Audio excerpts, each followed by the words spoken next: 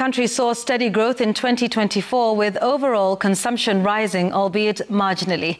The growth was largely driven by an increased demand for aviation and jet fuels, as well as an increased uptake of LPG in homes across the country.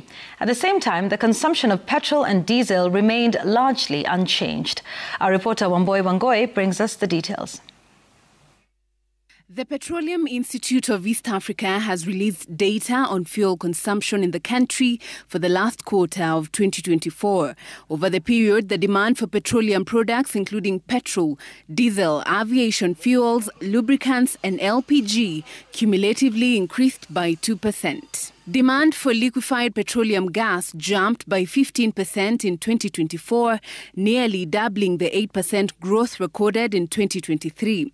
This as more consumers shifted from kerosene, which saw a 24% decline in consumption. The consumption of aviation and jet fuels also went up by 4%, while demand for diesel and petrol remained flat, with marginal increases below 1%. A testament to the transition, because I know many years ago, even my own grandmother, who's about 99, was a consumer of firewood. And for the longest time, if you didn't find her in the house, she had gone to look for firewood. But today she uses gas. She's 99 years, but just started about 5 years ago.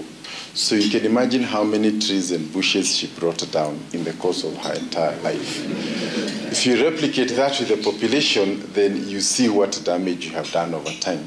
If you look at the economies that are at the same level as Kenya today, the per capita consumption of LPG is at 70 kilograms per capita and above.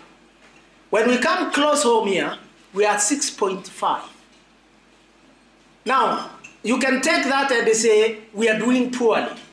But as an investor, you can flip it and see the opportunity is massive. And that's what we have. And when you look at the entire region, the statistics speak to the same. The market remained competitive, with the top 15 petroleum companies holding a combined market share of 71%. Vivo Energy, Rubis Energy, Total Energies and Ola Energy continued to dominate the market.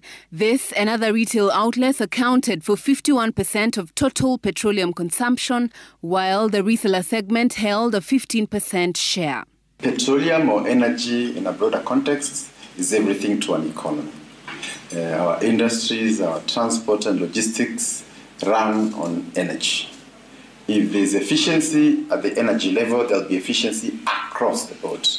The industry is crediting this growth in consumption to a steady shilling, a lower CBK benchmark rate and a declining inflation. In light of the sector's performance in Q4 of 2024, the petroleum industry is now calling on both the regulator, EPRA, and the government to hasten the implementation of reform in the sector to bolster the petroleum industry's performance this year.